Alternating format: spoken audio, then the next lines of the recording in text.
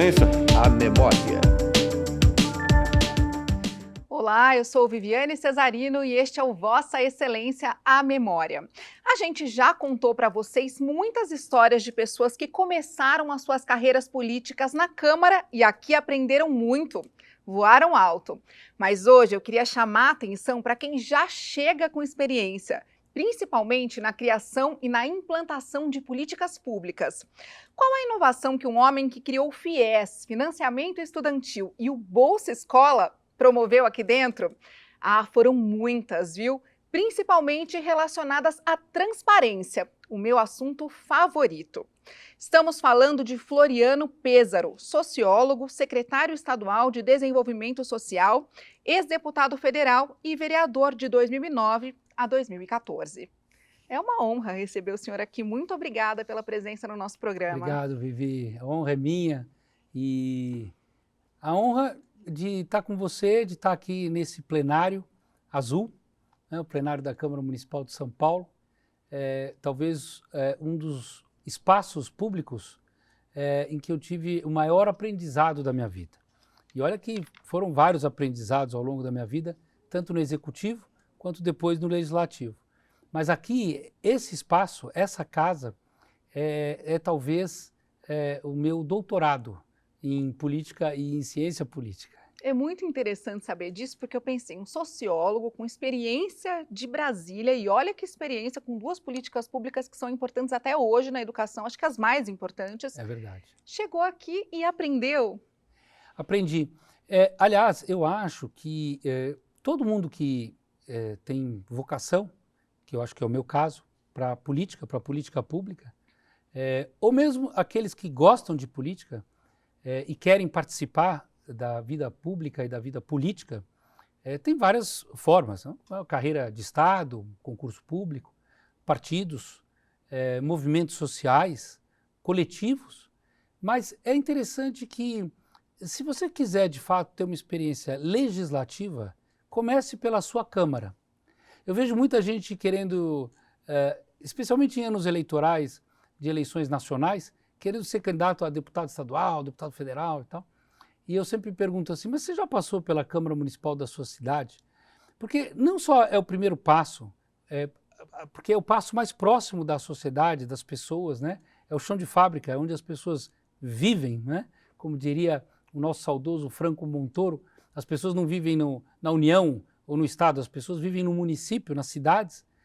Então passe pela sua Câmara Municipal, é ali que você vai conhecer a sua cidade, é ali que você vai conhecer políticas públicas na área da educação, da saúde, da assistência, mas acima de tudo, são nas câmaras municipais que você de fato consegue aprender a fazer política, a respeitar o contraditório, a opinião diferente da sua, né?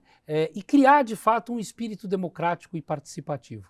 São nas câmaras municipais que isso acontece. Agora o jogo não é fácil também, né? Não, nunca foi. Mas aí em nenhum parlamento, em nenhuma assembleia, quem fez movimento estudantil como eu acho que isso também é um divisor de águas, né? Aqueles que tiveram a oportunidade de fazer movimento estudantil, de participar de assembleias, de grêmios, de centros de juventude, né? De centros acadêmicos, tiveram também a oportunidade de trabalhar essa questão as adversidades, né, da política, inerentes da política, das opiniões diversas da sua, mas, em compensação, criam um espírito democrático muito sólido, né? Então, chegando aqui na Câmara, eu encontrei uma vereadora do PT, muito amiga de muitos anos, né? E foi uma jornada em que nós debatimos 6 anos muito intensos aqui na Câmara Municipal de São Paulo, e hoje, quando ela me encontrou para vir gravar esse programa, ela me deu um sorriso, um abraço, falou assim, Floriano, né? Feliz da vida, que falta que você faz aqui. E é de um partido que eu sempre fui de oposição, tivemos Fez grandes uma dura debates. oposição, a gente vai contar. E o resultado é respeito, porque quando você respeita a opinião diferente da sua, né? Quando você respeita o diferente, você cresce também e aprende. Então, como diria minha avó, né, escutar mais, falar menos. O senhor recebeu a medalha Anchieta nesse plenário, inclusive, foram várias homenagens que eu assisti, e o que ficou na minha memória é uma frase que o senhor falou assim, A eleição de vereador, eu penso que a eleição de vereador é a mais dura e difícil que existe no Brasil. Quer dizer, ela é dura, o embate aqui também é duro, mas o senhor chegou com essa experiência de Brasília e inovou justamente na transparência. Conta pra gente como é que foi essa chegada. Tem duas observações. Primeiro que é a eleição mais dura, porque é a mais concorrida, né? É num único distrito, De digamos. número de candidatos. Número de candidatos assim. num colégio eleitoral verdade. relativamente limitado. Então, ela é mais concorrencial, digamos assim. É uma eleição mais dura. A Câmara também é um debate mais intenso, porque são 55 vereadores. Isso em São Paulo. Né? Então, temos Câmara com 8 vereadores, então, com 9 vereadores, com 11 vereadores. Então, essa dinâmica ela é muito concentrada. Né? Eu brinco dizendo que esse plenário aqui não é azul, não por acaso, né? Mas ele se compara ao Senado da República. Né? Aqui é o Senadinho. Né? Ah, adorei. A Câmara Municipal de São Paulo é um pequeno Senado. Né? O vereador em São Paulo é senador, né? Pela quantidade de votos que tem que ter. Então, é muito intenso. Eu diria que a Câmara Municipal de São Paulo é o lugar, né? O locus mais intenso de política que eu já participei ou passei na minha vida pública. E a questão da transparência, ela era uma questão óbvia. Né? Aliás, hoje eu vejo todo mundo falando desse assunto e esforços enormes por parte dos mandatos e dos dirigentes públicos em dar transparência. Né? Mas a gente falava de transparência em 2009. Antes da lei da transparência, inclusive. Antes da lei da transparência, aliás, eu fui um dos coautores da lei de dados abertos, né? Aqui na cidade de São Paulo, que incluiu, inclusive, o Tribunal de Contas do município, o TCM, e a Procuradoria-Geral do município. A ideia é que a gente pudesse dar acesso, antes da lei de acesso à informação, muito antes, nós estamos falando de quase 10 anos antes da lei de acesso à informação, nós começamos a trabalhar aqui, no meu mandato, aqui na Câmara Municipal de São Paulo, a abertura de dados total do mandato. Então, todas as contas, todas as ações, todos os gastos. projetos, gastos, quantidade de horas dedicadas ao trabalho, quantidade de horas dedicadas ao eleitor, né? Aqueles que nos procuravam. Tudo isso foi registrado num grande banco aberto na internet. E foi engraçado, porque naquele momento, quando eu discutia com os meus pares a necessidade de expor as contas, né, porque isso daria maior transparência e as pessoas poderiam enxergar melhor o trabalho e o custo desse trabalho. Né? Dar transparência não significa que as pessoas vão te criticar porque você gasta X, Y ou Z, mas elas vão entender o gasto.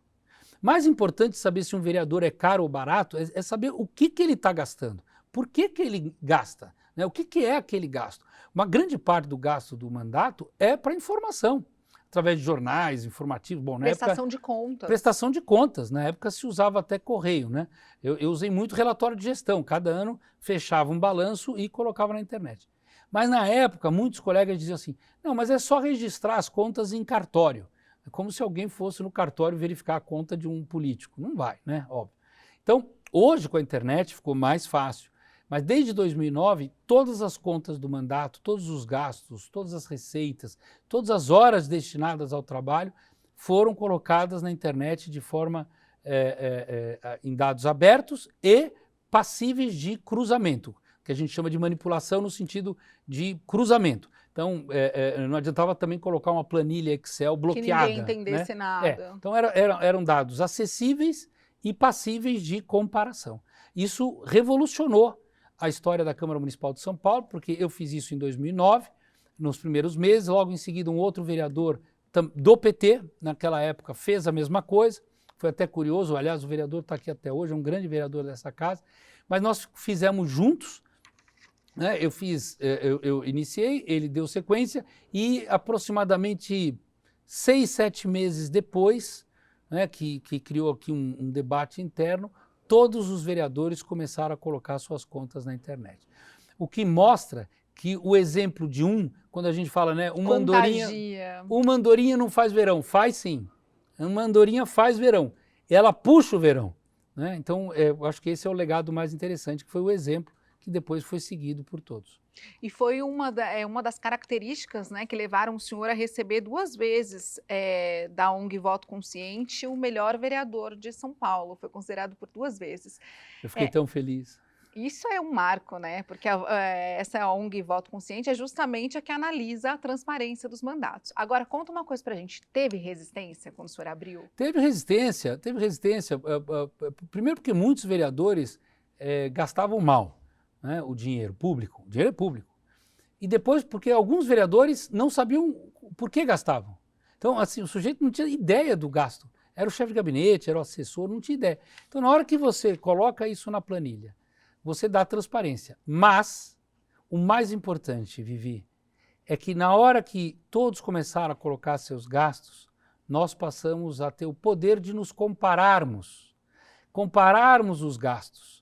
E isso, de alguma forma, fez com que a Câmara Municipal de São Paulo equacionasse melhor esses gastos, tivesse mais responsabilidade com o gasto público. Vamos falar um pouquinho das leis importantes que o senhor votou aqui na Câmara, que foram a de resíduos sólidos, muito importante, a Política Municipal de Educação Inclusiva. Vamos falar dessa época de oposição dura ao prefeito Fernando Haddad no próximo bloco? Vamos lá. Já já a gente volta, até mais.